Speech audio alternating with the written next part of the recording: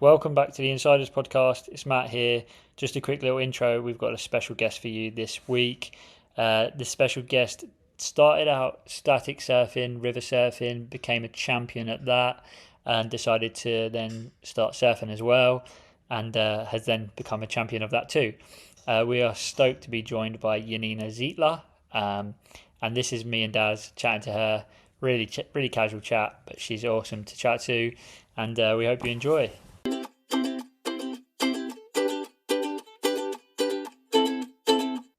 Welcome to the Insiders. Welcome. I've sent our new illustrious guest the code, so let's cross our fingers that she touches base. She'll be here. She's a pro. She's a pro. She sent me the message not long ago. Solid. How are you?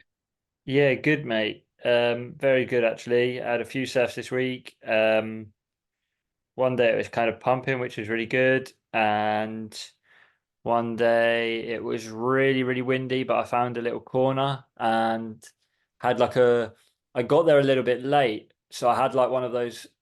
I had about 45 minutes before it was too high.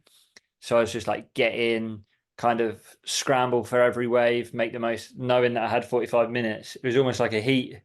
I've had And many of them in my life, Matthew. yeah, it was good fun. And then and then it's gone completely mad. How are you? I'm pretty good.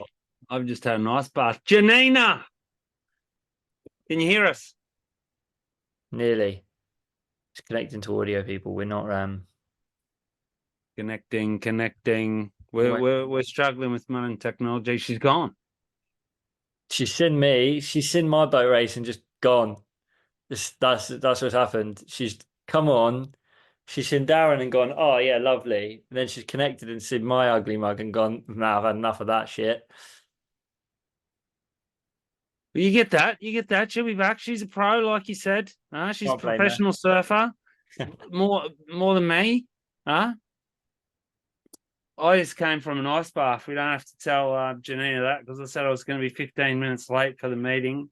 But I kind of had to go there because both kids and my nephew were there. And I did a 10-minute hot sauna. Patrick Bevan. You know Patrick Bevan? Yeah, PB. Good. Yeah, because his missus works at the same establishment as my missus. So families can go there on a Tuesday, Thursday, Sunday night. He's always in there. He did 6 minutes in the ice bath, and I think I backed it up with 5 minutes. That's pretty good. That's solid. That is solid. Oh, man, I'm feeling good. It helps you sleep. Yeah, I bet. It helps with everything. Can you hear me now?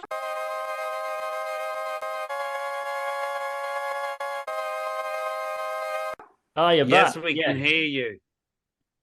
Okay, perfect. Sorry, I had a problem before. That's all right. Welcome to the Insiders, Janina. Is that how I pronounce it? Yeah, it's Janina, however you want to say. Okay, so my name's Darren, obviously. My esteemed English colleague on the other screen is Matthew Hayes, one of the world's best surfboard salesmen. Nice to meet you. You too. How are things? You look a lot warmer than I am. Well, actually, it's super cold here on the Canaries too. You always see pictures, it's so warm, but at night or also in the morning, it gets freezing. So I'm also sitting here with a sweater. But no, during the day, it's warm. When you say freezing, what do you mean? I don't know, like 15. There you go. What island are you on, Janina? So right now I'm here on Fuerteventura. Okay. So basically I'm here all winter now for me to practice, to train. It's actually the perfect place right now because it's not far away from home, Munich. It's just 4-hour flight. My family is here. So yeah, it's pretty nice. I know I've known many professional and also recreational surfers over the year that have used the Canaries as a winter base, warm water and close access to a lot of different spots. Yeah, that's the main reason why I'm here, because I don't know, in winter in Europe, there's not many places that you have so consistent waves and like warm water that you can surf, I don't know, with a 3-2, sometimes even with a spring suit. So yeah, I actually have everyday waves. Sometimes it's more windy, sometimes, I don't know, the conditions change, but it's perfect for training. Hey, so we'll obviously we're going to hit you with 1,000 questions, and in another we'll do another podcast, just Matthew and myself, where we do a bit of an introduction about you and stuff, so as not to waste too much of your time. But Okay. like, obviously, our guests will hear that you're a German surfer, and a lot of our guests that will listen already know this. But what part of Germany are you from? Is it Munich? Did you grow up in Yeah, Munich? so I'm born and raised in Munich, more in the south, not directly in the city center. But yeah, so that's why I grew up surfing the rapids, like the Eisbach wave that is pretty famous, and also the city waves, the stationary wave pools, or however you want to call it. So that's basically where I learned how to surf. Yeah, I've seen a few clips of you like on those stationary waves, and not many people surf them that good because they are very, very different. Um, we we spoke with Mickey, who is in charge of the Munich wave pool, and Oh, about his yeah. time surfing the ice park and how different it is, and also like over that slab as well. So, yeah, you rip on those because they're difficult to surf. Actually, a lot of people that started surfing in the ocean, they have really hard time surfing the rapids because it's that different. So I don't know, for me it's rather easy because that's where I started surfing, or that's where I learned to surf. But yeah, sometimes now that I surf so much in the ocean, it's also hard to transition because I don't know, it's different, you know. But if I do it a few sessions, it's also easy to adapt again. Yeah. So obviously, as you say, you grew up like just south of Munich. How does someone, especially a young girl growing up south of Munich, start surfing? Where was your inspiration? So my parents always did windsurfing when I was younger, so that was always my hobby, and that's how I came into water sports in general. And then I saw the film Soul Surfer with Bethany Hamilton with a friend of mine, and yeah, we decided to buy a surfboard and just try it out in the rapids because that's what was easy access for us, being landlocked in Munich. And that was 2012, so I was 11 years old, and I got super hooked on the sport and I was really excited. So after a year, I think I tried it also in the ocean in Hossegor in France. And yeah, since then I'm always chasing waves, either rapid waves or ocean waves. Yeah,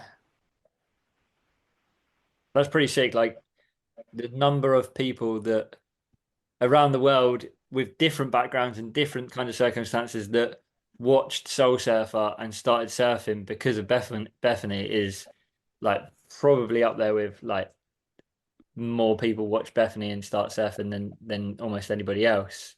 So that's really Yeah, cool. I was gonna say the same thing. That's pretty crazy because I remember when it come out, and now people say that's going to be inspiring for someone, but to actually now meet someone and see someone who's grown up, and that was like the kickoff spot. Yeah, for us it was really inspiring, the story, or more because we were two young girls, and I think we saw kind of similarities because it was Elena and Bethany, so we kind of identify with them and wanted to be like them. So I feel like that was more why we really wanted to start. Um, yeah, and that's why probably we also went after a year to the ocean, because of course the rapid was nice at the time, but you also want to see like the real surfing. So Hmm. yeah. And does your friend still surf then? Yeah, she also surfs still, but I think she doesn't compete anymore. Um, but she surfs, yeah. Good on her. So is there like am I correct that you were like German what do you call it, static water like champion at one stage? Yeah, so I'm 2 times German champion in rapid surfing, and I also won the European championships in rapid surfing. So there's like there's a circuit of this. Exactly. So back in the days, there was the City Wave Pro World Tour. That was one tour, and then we also had still have the Rapid Surf League. And yeah, it's like you have qualifying events, and then there's like the final stop, and if you win that, you're the overall champ, basically. So there's How actually a many few contests. how many other surfers would be in the final stop? I think it's like 10 girls or something, maybe 12. So there's not that many girls. Even though the scene is kind of growing, there's coming more and more surfers, but still it's compared to ocean surfing, how many people or girls competing there, it's rather small. So then to win that, do they do like a quarterfinal? Is it one-on-one, or is it just like a few different runs and they use your scores? It's actually the same heats like the ocean. So usually we start in round one, you have a quarterfinal, semis, and final. And it's also the best 2 waves count. The only difference is that in one heat, you have also like 4 girls, and you have just 3 runs that you can have. So that's the difference. In the ocean, you can basically catch as many waves as you want. Yeah. Yeah. So there you have just three waves, and they can be maximum 30 seconds.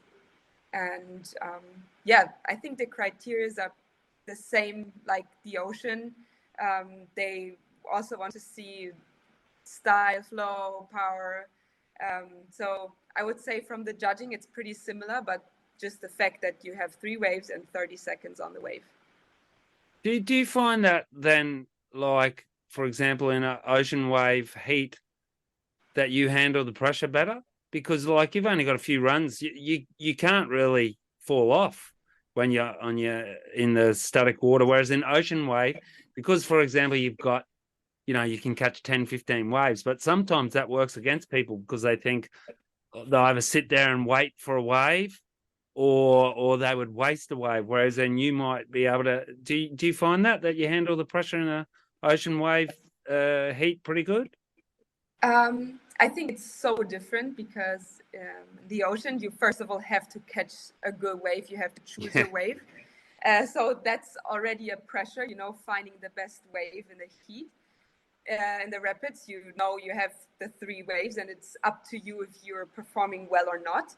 And I feel like in the ocean, you first of all have to find your wave and then perform well. So I don't know. For me, ocean competitive surfing and rapid competitive surfing are completely different things. I cannot even compare the pressure.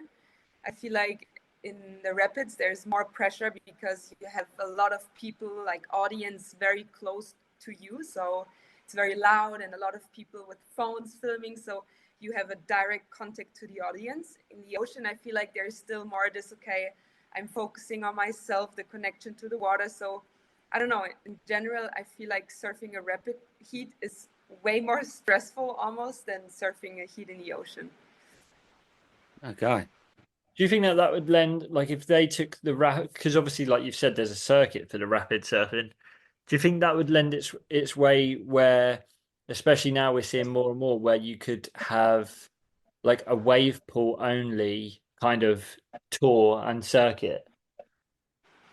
I thought about it a lot because I think there was a QS event in Japan that was in a wave pool.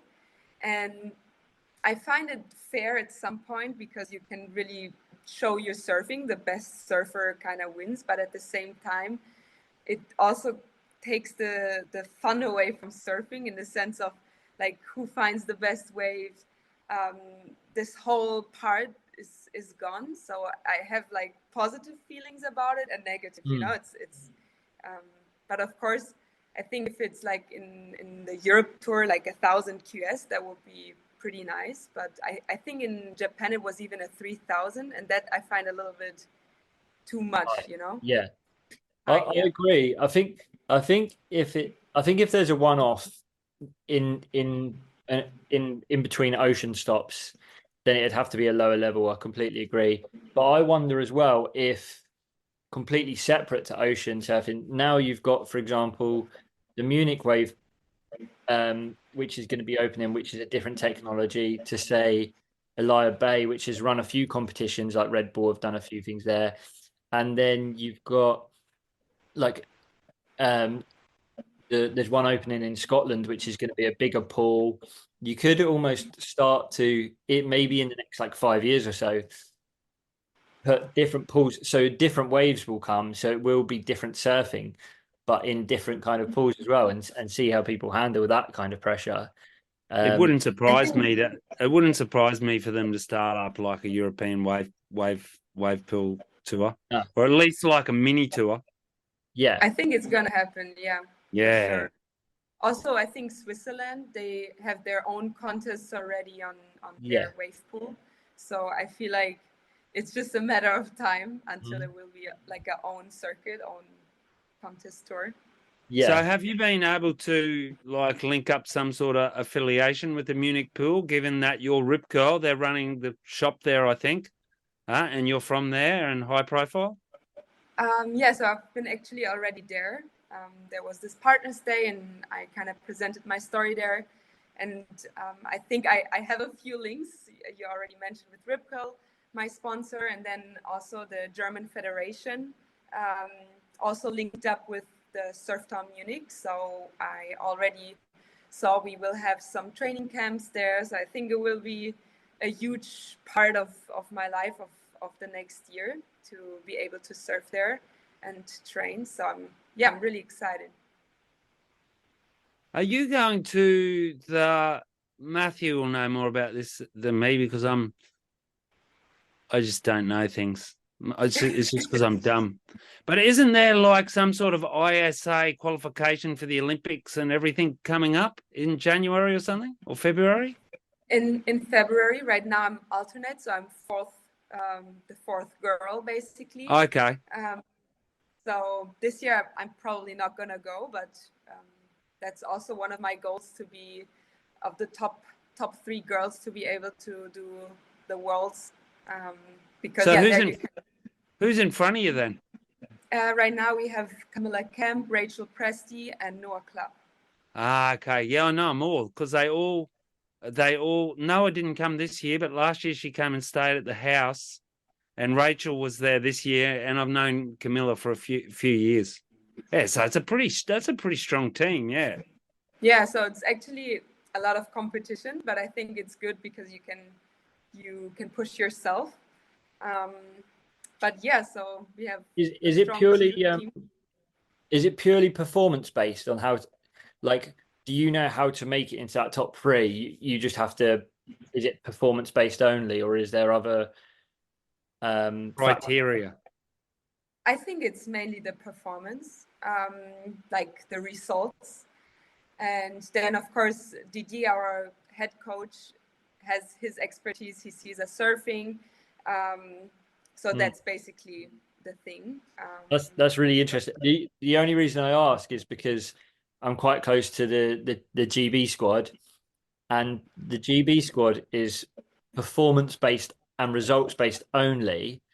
And without mentioning names, someone, the GB's best surfer, was injured for 4 months this year, so he's not made the squad when he should be in the squad, and they've just said, well, it comes down to results, but there was no like wild card at play, or like there's no common sense essentially.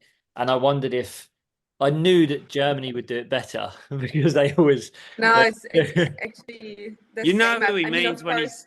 says GB, don't you? Great Britain. Not everyone. Yeah, of course. Yeah. Oh, Okay, No, not I everyone know. automatically would know that, but I No, picked but I up on it. actually had a conversation with one rider of the Dutch team because he's staying here in the Canaries right now, and he told me that in January, like end of January, the whole Dutch team flies to Puerto Rico where the ISA will be, and they stay there for 1 month, and then they decide there the best surfer for that particular wave will get the shot. So I don't know. If, Yeah.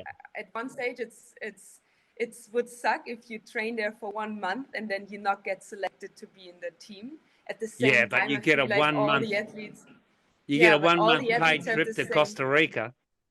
Well, yeah, but I don't know. I think it's fair because the best surfer in this time, gets the ticket. At the same time, maybe you have a bad session. I don't know. It's always hard to select the team, I think. Yeah, I agree. I also think though that that's the difference between the ISA kind of surfing and others is that it is a team sport. So, for example, what the Dutch team are doing is basically putting themselves in the best position as a team. So you could have Yeah. a really good small wave surfer, but then it's at Chopu, or the contest is somewhere else. So they're kind of going, what's our best team for? Like if Brazil are picking, if they were to handpick a team for Chopu, Felipe wouldn't be going. Like that's this, sorry, but it's true kind of situation. But that's not how it's working for them either. And that's where it kind of blurs the fact that surfing's an individual sport, but the Olympics part of surfing is it's essentially a team sport wrapped up in an individual sport. So it gets Yeah, Not weird. it's necessarily. weird. There's not a team gold medal or anything in the Olympics, is there? It's Well, individual. You're just competing for a country. every gold medal But I is a think team there's medal. a also in the ISA there is like a team division. So I feel Yeah. like the rankings of the ISA as a team that will define the heats, the seeding for the next ISA. So it's actually important also the team, how do you say, team ranking Yeah. to have better heat seedings next year or next ISA. So you're not a little bit envious of the Dutch team to be able to just go over there? Well, for example, you're not even in the top 3. You could have gone there for a month, at least get a chance to crack into it. They must have a pretty good budget to send the whole I team don't and the know. coach and everything over there for a month. I haven't asked him, but I'm telling you, yeah, Australia probably. wouldn't be sending the whole team over there for a whole month. Australia's Yeah. got a huge budget. Australia sends their whole team to Chopu for like. Yeah, but they're not putting their budget. They're not putting their budget into the ISA selection process. I bet you. For a European country to be doing it, that's a massive. It's massive. Yeah, I thought the same. He was telling me like, oh yeah, I'm going 1 month there, and I was like, wow, that's pretty cool. Yeah. You might have to check. Might have to check if you've got any Dutch heritage, Daz. Yeah, I can be the coach. Hey, so jumping back a bit, I want to kind of fill in the dots here. You started in the pool. Obviously, you started showing potential in the pool, surfing it good, like if you were a young skier and you started going skiing on the weekends, and your parents kind of must have gone, oh, gee, she skis good, where they will have been saying you surf well in not the pool, in the river. And then so from then you started doing surf trips to the Canaries. How did you end up in the Canaries, for example, nearly full Well, time? that was a long road. So first of all, I started surfing in the rapids. After a year, started surfing in the ocean, and then I did my A level there. So I graduated, and until then, I was always surfing the rapids. And in my school holidays, I came to the ocean, to France, sometimes to the Canaries, like all around Europe, basically. And already at that time, when I was better in the ocean, I started also competing in the European QS tour, but I could also only do the QS stops that were in my holidays. So I didn't really do it. I just did it for fun, basically. Because And you've then in got 2000 serious German parents, which is good. Education. No, I think that's important. And 2020, I graduated. So I took this time and went to the Canary Islands with my boyfriend.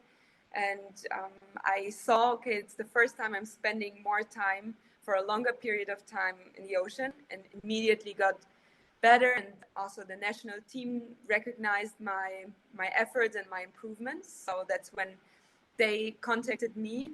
And I feel like from there, everything went so quick. I started doing the QS, the full tour, doing it really as a profession, got more sponsors. Then now I can live out of the sport. So I feel like the last 3 years were really where everything changed and it really became my profession now. And then I also decided to stay longer at one place. So that's when the Canary Islands came here. That we have now here a holiday house, my parents, so I can definitely stay here in winter, train, which is really important for me. That's amazing. It's like just recognizing your kind of like growth starting and then just going fully into it and then getting rewarded for it is it's really cool. So actually, I first saw you surf in a wave pool because I'm pretty certain, and this could be wrong, and I'm willing to go live on the potty, it could be wrong, but I'm pretty certain I watched you surf last year at the Bristol wave pool. Wait, let me think. I think that could be actually true. Yeah. Yeah, I think you might have been with Eduardo Del Perro. The longboarder, right? Yeah, Yeah. that's mad. So I actually saw you surfing and like surfing to a level way above anyone at that pool that day, and I was like, oh, sick. And then actually, I think I left, and you must have still been there, probably had more sessions.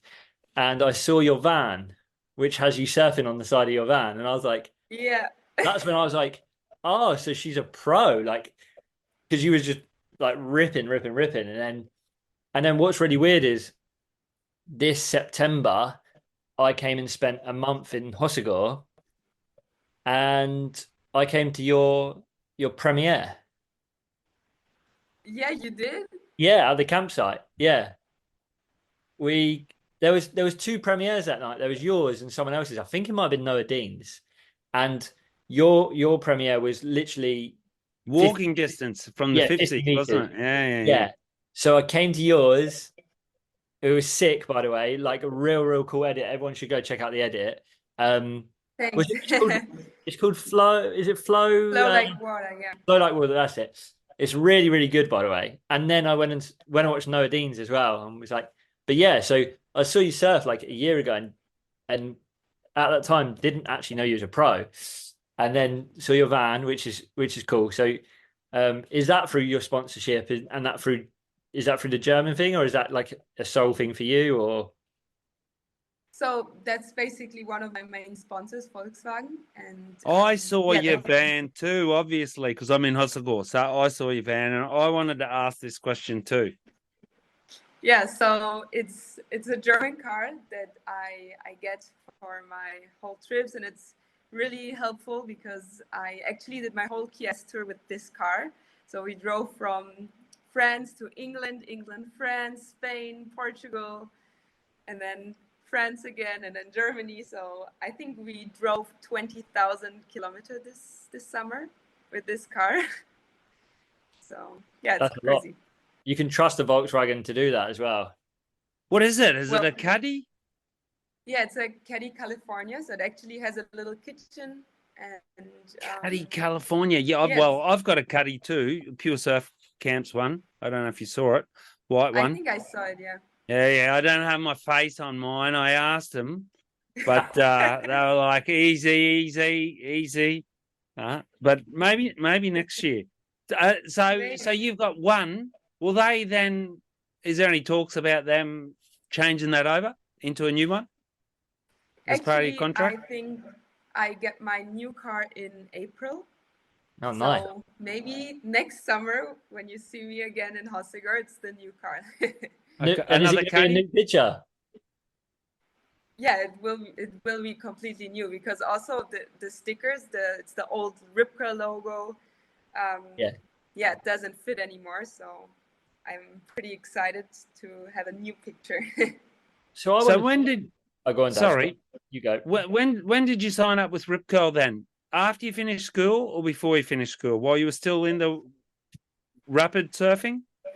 So I signed with Rip Curl in 2018. Okay, yeah. So at that time I was still just surfing in the rapids, but also already, like in my school holidays, went a lot to the ocean. I was already better, but not in a competitive level, I would say. But I found it at that time really nice that a surf brand like Rip Curl is sponsoring a girl that comes from Rapids, because I think if you think about such a big brand, you don't believe that they would support something like this, which I found at that time really nice.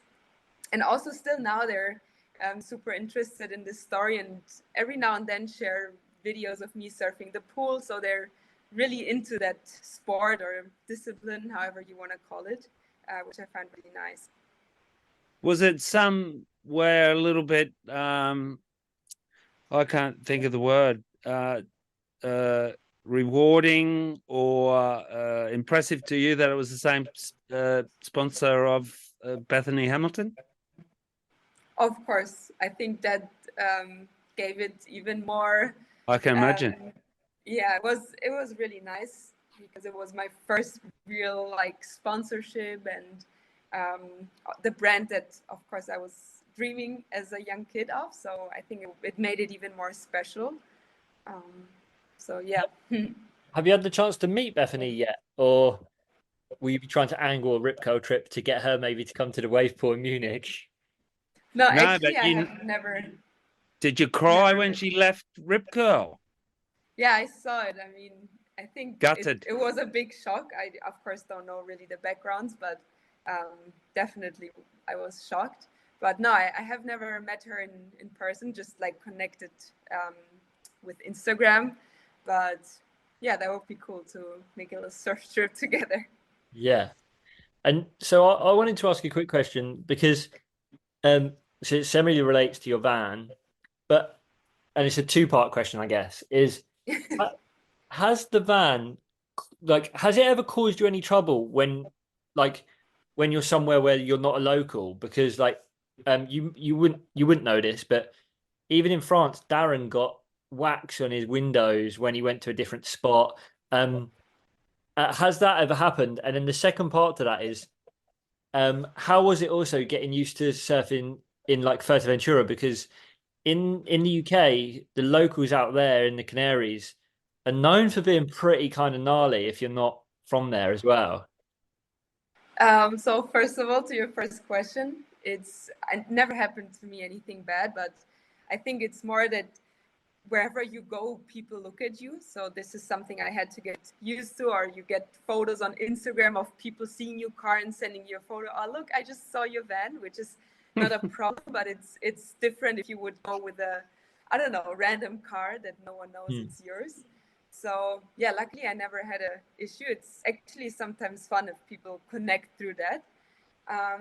But when it comes to surfing here on the Canaries, of course, the locals are a little bit more rough, but I definitely understand where it comes from. And yeah, in the beginning, I also had my issues because people don't know me. I, of course, have a lot of stickers. So everyone looks, but I feel like now I'm at the stage that I respect all the locals. I think they respect me, so I don't have a problem. But I think it all comes from respect. I would never go to a local spot and sit on the peak and steal everyone's waves. Like, I think I was really respectful in the beginning, waited my turns, and they saw that, and I feel like now I'm accepted here and I have no issues at all. Yeah. Have you noticed an explosion in surfing popularity in the Canaries, which I've heard from a few different people, especially since COVID, obviously, and I'm assuming you were going there a bit pre-COVID as well? I definitely see a difference. So there's a few spots super locally where you have now softboards, and just in general, the lineups are really crowded. Now it's the worst time, the Christmas time. So every day the lineups are fully packed with, people from Germany, from France, From everywhere. everywhere, like everywhere. So yeah, I think the population here, surf community, grew a lot, or just in general, a lot of tourists come see this place. I was in Fuerte in 2010, was it? 10, 11, that winter. I did 1 week in Fuerte and then a couple of weeks later, I did a week in Tenerife and I surfed, like a bunch of spots. Obviously, Los Lobos maybe 3 or 4 days in a row, and even then, people were telling me. I think it was Christmas week, just after Christmas. I went the day after Christmas, and they were saying next week there'll be less people. A lot of people are flying out, but I think now it's a little bit more extended, as it the season, because there's so many digital nomads. They just you can just hang there for 3 months. I feel like it's the whole December until February that is really, really crowded, and then it gets more easy. But for me, my favorite time, I would almost say September, October, because the water is still very warm and I don't know, not so many people. So September, October, you've left here already, generally. Depends. So this year I just came here in October, but the year before, in 2022, I was already in September here on the Canaries. It always depends when the contests are. So yeah, basically, I would say usually I'm in September already here. What was your ranking then? How did you go in the European circuit then this year? This year was actually a tough year for me. I had improvement, but at the same time did some mistakes. So right now I think I'm ranked 25 or something. So right now I'm still working on bringing my free surf into the competitions, because I see in my free surf a lot of improvement, but it's hard sometimes to put it in a 20-minute heat. So I feel like that's my main goal. I've been also working with a few coaches here, also with Philippe. So I have now a training group with girls in the same level to kind of push each other to start the new season now. I think it starts only in August. The last KS is now in March in Caparica. So yeah. When you said Philippe, is that Philippe Melva? No, it's Philippe Anjos. It's a Portuguese coach. And he also coaches with Leti Canales from Spain and Ariana Ochoa. So all girls that do the whole European circuit. And I feel like it's important to kind of have some girls to do heats and I don't know, to just have a training group, because sometimes it gets a little bit boring if you're just always surfing on your own. So yeah, that's what I've been also changing now. For sure. And you did have a good result in the German nationals though, because I was staying at Bourdain's Beach, so I was like there every day. But did you final in that? Come second, maybe? I got third. Which is also a little bit disappointing because I made some mistakes, and also from the contest they are not so professional. They just didn't have like a huge setup, so they gave like the starting horn and made a mistake. And I thought the heat is already starting because I heard the horn, but they just accidentally pressed it. So then my wave didn't count in the final. So it was a little bit of a mess. But heavy. That was a good a hard week too, huh? That was a hard week. That was big that week, every day. So that was the problem, because we were so far out. There was no speakers, nothing. So we couldn't hear anything. So then, of course, if someone accidentally presses a horn, it's for me super hard to understand. Was it now a mistake or is the heat on? Because we were so far out and the waves are huge. But yeah, I feel like it's always hard in France beach breaks in September. You can either have it perfect or like really big. It was massive. I remember walking down and just watching a few heats and just being like, gee, that was a hectic week because that was the Quicksilver Festival as well.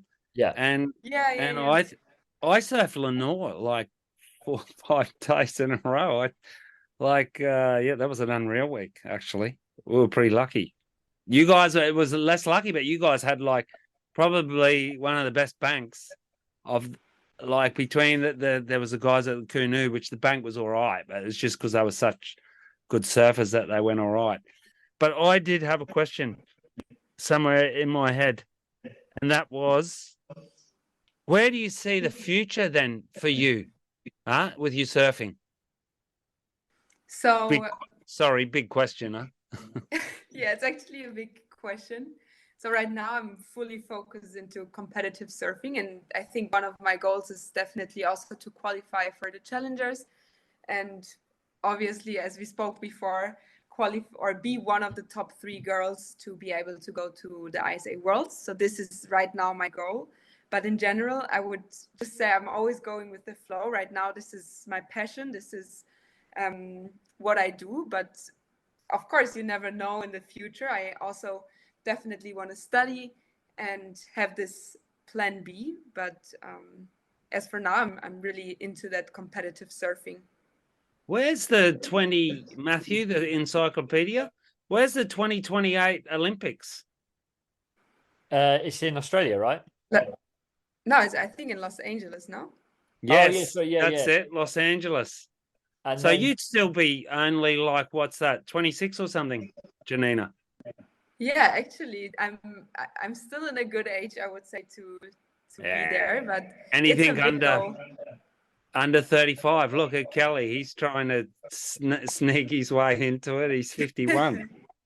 No, I think it's, of course, I would say it's a goal if you're into competitive surfing, or I think in every sports in general, it's obviously a big goal to be at the Olympics at one stage. But I'm more a person, I focus on step-by-step goals. So for next season, my goal is to, qualify for the challenger or be top 3 in my team.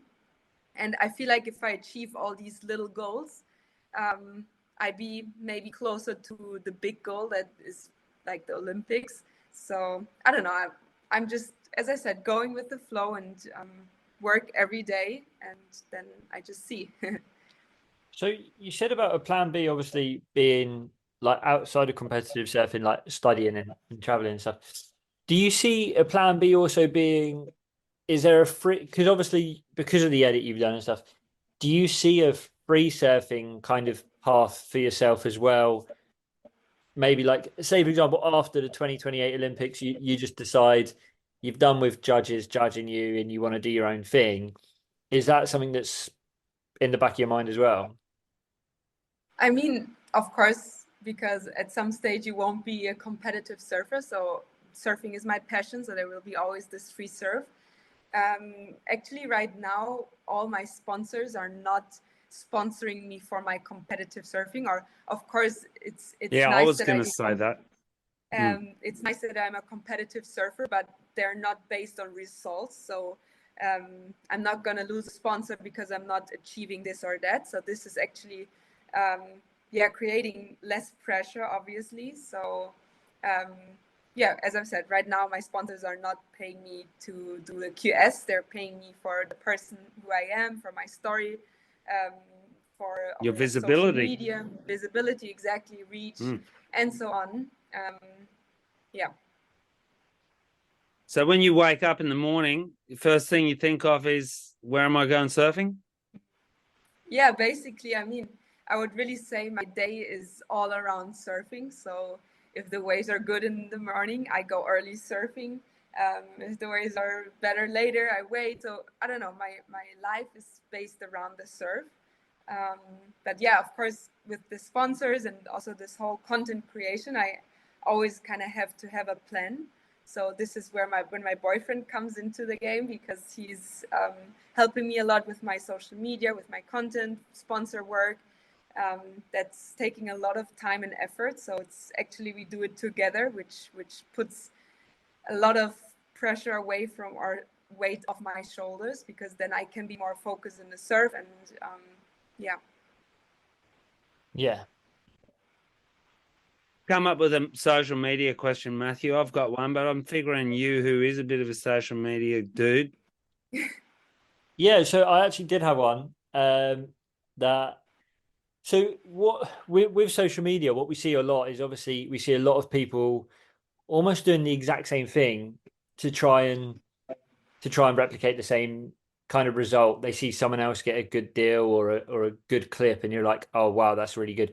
Like, and I run a social media for a brand, so I know like daily trying to think of something that someone else isn't doing is so hard, and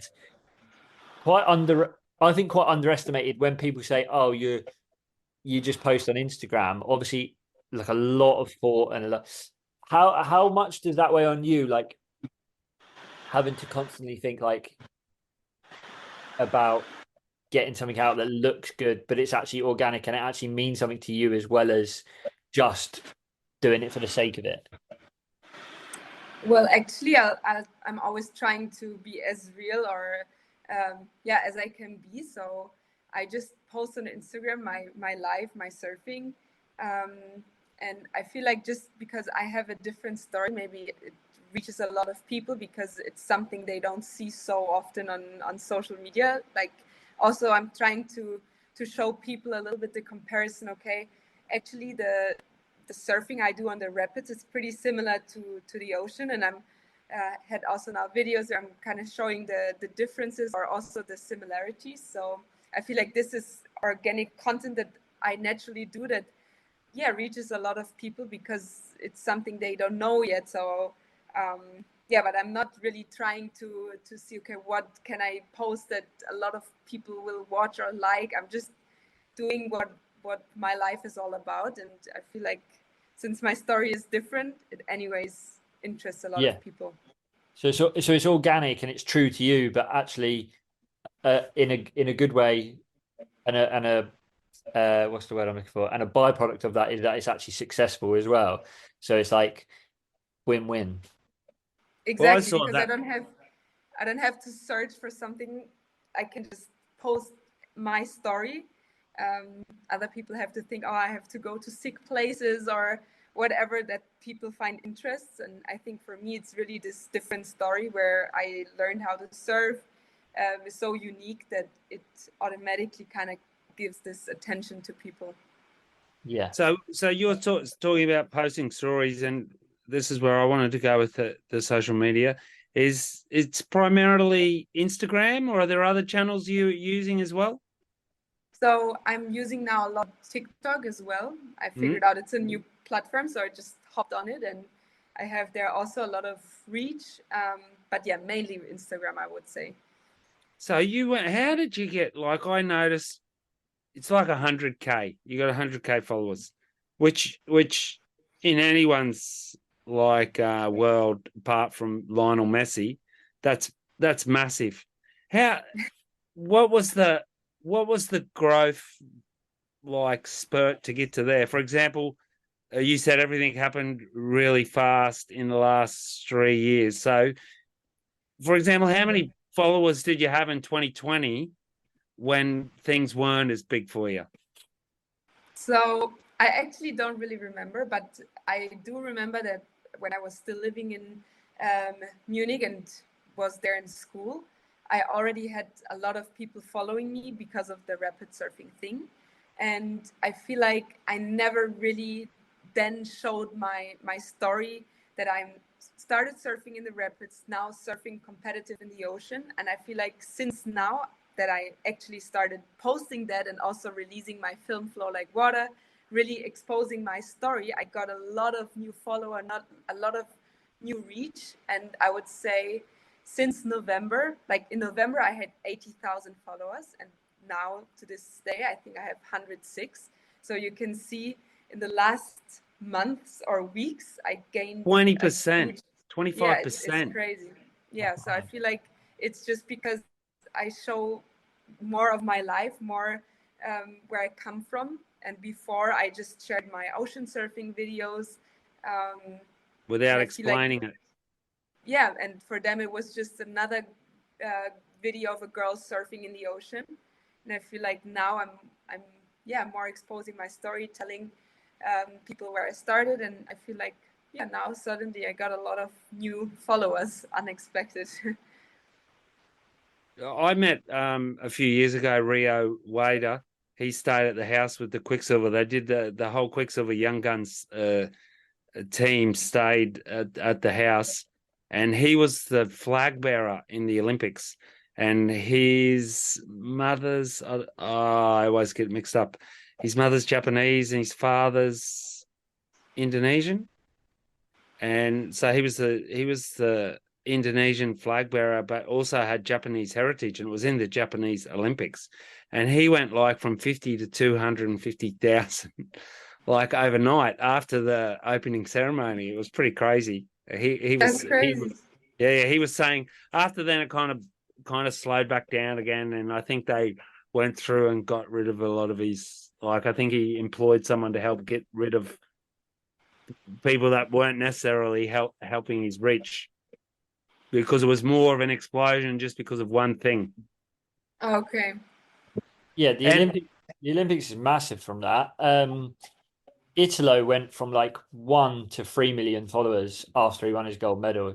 I remember Stab doing a piece on it. It was crazy. Yeah, I mean, then, there's a lot of media on that specific time. There's a lot of attention or interest into yeah, the from surf everyone. sport, so it's crazy, I think. So how are you able to translate this into an income? Because other people listening, and hopefully other girls or young surfers listening, or everyone's kind of looking to do the same thing. And now you're able to surf as a living. You say it's your passion, like it's a lot of our passions, and to not have to go somewhere else during the day and to be able to just go surfing is like, that's ideal. So are you then showing, I saw you've got like a jewelry sponsor, so you're like paid per post. So is it jewelry that I saw? I think it's jewelry. So the jewelry sponsor is more like a corporation, but Yep. I can explain it like this. So I have my main sponsors, and this is like everyone else has a contract and gets paid and has to do X amount of things for that. Yep. So this is one part of my income. But I think, like, which is probably better for me, or I get more income out of, is short-term corporations. So I partner up with like few brands, and they do like one campaign with me. I did this with a phone company or with an insurance company. So, and then it's basically paid per campaign or for a post. So this is the second half. And then, of course, we also have from the federation financial support, which is then the third part of the income. Mm. I saw what was his name? We had it doesn't matter. But anyway, he was like I think it was one of our clients. He was doing YouTube and everything, and it was just working hand in hand. Where like your video is out on YouTube now as well. Are you looking at like doing the next film? So then, you know what I mean? It's organic, where you're bouncing from one thing to another. So actually, this Flow Like Water is just a short film, and the goal was at some stage to do like a bigger film, the bigger version, and also really start interviewing people that I met on my road when I started surfing, etc. So this is a project, a very big project, which needs time and also the right timing, actually, because maybe there is still a lot of things that would be interesting that in the future are going to happen. So we are right now waiting for the right timing. But the plan on YouTube is also, we were thinking about doing some vlogs, showing a little bit the behind the scenes. But these are all ideas, nothing concrete yet. Okay, yeah, and I remember now who it was. It was our good friend Cale Brock that we've had on a couple of times, and he stayed with me last year and then come back this year, because he did what was it again, Matthew? He did like a food video on different spots in the world where people live a long time. He's a surfer. And it was because of that video that he was able to gain such reach. And then he put that into Instagram, and then he came up with surf courses and created himself his own career, which is kind of now what you're doing with your different projects. I mean, it's true, yeah. Also with the film Flow Like Water, I did a lot of film screenings with Rip Curl, but also with the film festival, outdoor film festival in Germany. So yeah, this is also a side of a career that you can do. So we're definitely looking into YouTube and a longer version of my story, which I think could be very interesting. But it also takes a lot of work, this whole YouTube thing. I think it needs consistency. So No, it's massive. if you started, you need to be sure that you will be able to post consistent, I don't know, weekly videos or every 2 weeks. And yeah, I don't know. I have also a lot of other things going on Instagram and TikTok. So it's always finding the right balance.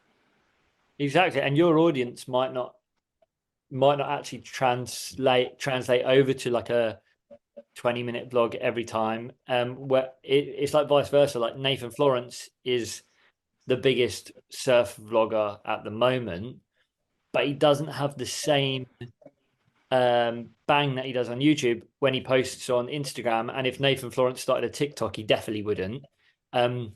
So because you're successful on Instagram doesn't mean your YouTube's going to be great, or vice versa as well. So it's about Exactly.